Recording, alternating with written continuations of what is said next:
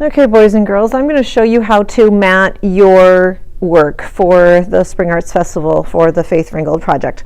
So you are going to get an 18 by 24 inch black piece of paper, and the first thing you're going to do is actually not to put your artwork down. The first thing you're going to do is take your ruler and you are going to put the number 3 at the edge of your paper, right in the middle. So I'm going to put the number 3 at the edge of the paper right in the middle, and I'm going to take my pencil and I'm going to mark the edge of the ruler over here. And I'm going to do that. Do you see how that makes a silver line right there? I'm going to do that on all 4 sides. So number 3, mark. Turn my paper.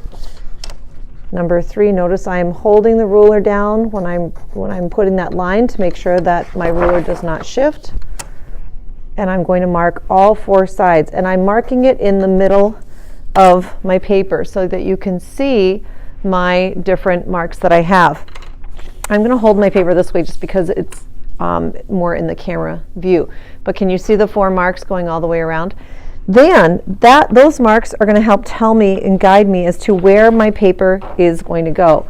So I can put my paper where inside those marks right there, so that I know that I have an equal amount all the way around. The next thing I'm going to do is, holding my paper so that my paper does not shift, I'm also going to mark the 4 corners. This way we have the edges marked and we have the corners marked. Now, when I open this up, do you see how you have a frame here that tells you exactly where your artwork should go and where it should fit? Once you've done that, now, by the way, many of you have a vertical and not a horizontal.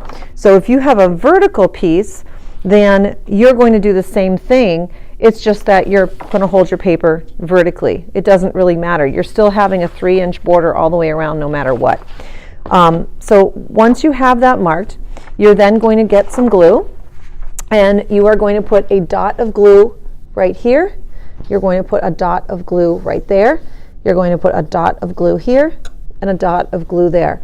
So 4 dots of glue, and then you're going to run a bead of glue across and a bead of glue across. We should not have lots of glue. We should not have big gobs of glue. Once you have that done, you're going to flip this over and you are going to glue down your artwork inside the guides, your pencil guides, so that you know that this is nice and straight. And then you are going to press down, and hopefully you have not added too much glue or haven't gotten too close to the corners or the edges of the paper, because you should not be seeing any glue leakage coming from the edge of your paper. Whenever you're gluing, you always want the glue to stay underneath your work. Now, here's your next step. Several of you have borders that you created. And so I created these little sheets, these little squares, and what you're going to do is, on the back of your border, you are going to flip your border over, and on the back you're going to use this as a measuring tool. So you can take the little square, and I realize I'm probably not on the camera, there we go. You take the little square, and I'm going to draw a line, because you want the squares to be a consistent size. So all I'm doing is using this square as a guide, and this might be a little bit of extra, okay? For those of you who did not paint a strip, I have lots of different colors here that you can use. I have extra squares that people did not use that they painted, and I also have squares that are just different colors in bundles and loose that you could also use. So let's just hypothetically pretend that you've done your strips and you've cut them all out, and now you have all your squares for your border. I want to share with you how you're going to do the border. This is really, really important, okay? First of all, before you start gluing your border in, you need to plan it out. Do not just put glue on the back and start sticking it down, because if you do that, 9 times out of 10, you make a mistake or you run out of squares. You want to plan your border. So this is what I'm going to suggest that you do. Start in the corner, and I'm going to show you there are lots of different ways you can do your border. Start in the corners with the 4 corners. Then you might decide you might put one in the middle. and you might put one here. Now you have extra squares, so maybe you decide you're going to put one here and another one here. You're going to match it up at the top, and then maybe this comes down and does something like this. Now that's just one way you can do your border. I'm going to show you a couple different things you can do. Here are some things I've seen students do. I've seen students do borders like this, where they only do the corners. Okay. I've also seen students who have decided that they are going to take their pieces and maybe they turn it at a diagonal. So maybe every other one is at a diagonal. Okay.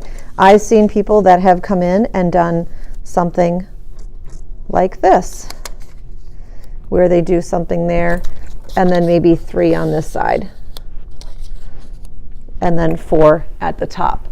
You could also think about taking, and I will just use these as an example. If you want to take another square, you could go in and you could take some of the construction paper, cut that, and you could have a border going this way, or maybe something that overlaps. Or what if you were to take something, I'll use blue again since I've got blue here. What if you were to do something like this, where you decide to go in and you do maybe something like that as your part of your border piece. So there's lots of different ways you can create your border. However, once you have your border figured out, so let's just hypothetically say that I'm done and my border is complete, I'm ready to start gluing. When you glue, you're going to start from the corner. One big mistake students do is they glue here and they're chatting with their friends, and then they glue over here, they're chatting with their friends, and they glue, and they're not going in a particular fashion, a particular way. There's no rhyme or reason to how they're gluing, and then they think they're done and they lift their paper up, and not all, but there are several pieces that end up falling off because they missed a bunch. So what I suggest is you start at a corner and you work your way around your paper. That way you know you don't miss anything. So let's pretend my pencil is the glue. So I would take, or actually, you know what, I'll just use the glue right here. I'm going to open up the glue. My glue is closed right now because the orange cap is touching the white. Remember, if you have the orange cap away from the white, that means it's open. And when we're done, we need to make sure we close the glue. So my glue is closed, and I'm going to get rid of that glue because I don't want to glue on this paper. So I'm going to take this and I'm going to put a little bead of glue, kind of like a circle. I'm not putting a big blob. I'm just doing a bead of glue. So my bead of glue looks like a little circle like this. It's a bead of glue. It's not a big blob. Then I'm going to take this and I'm going to push it. I'm going to turn it over and I'm going to push it down. And I'm going to finish gluing all the way around. As soon as you have that done, I want you, now I haven't glued any of this down, but as soon as you have that done, you're going to turn your paper over and you're going to write your name on the back, okay? And then you can put it on the drying rack to dry.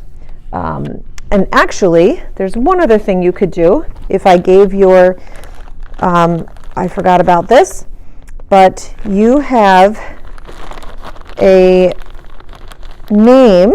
Here it is. Here's your class. So you have a name tag, okay?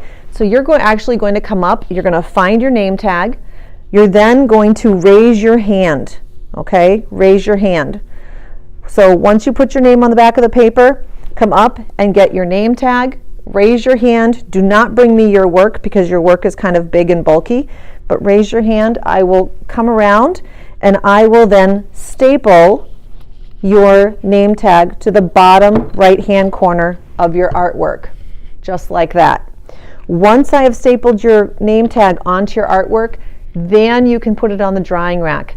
You are going to make sure the glue is closed and put away so it's standing up like soldiers. You're going to make sure that your ruler is put away. If you used scissors, your scissors are going to be put away, and then you're going to go around and you can help somebody else who still needs help.